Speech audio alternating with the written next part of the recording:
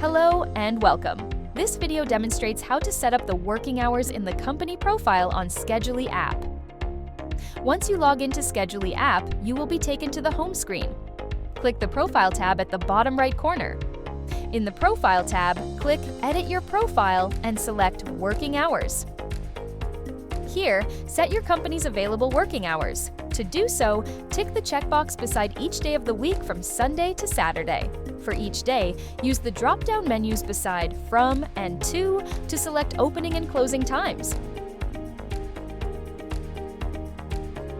Complete the setup for all available days you are available, then click Save, and that's all for this video. Thanks for watching.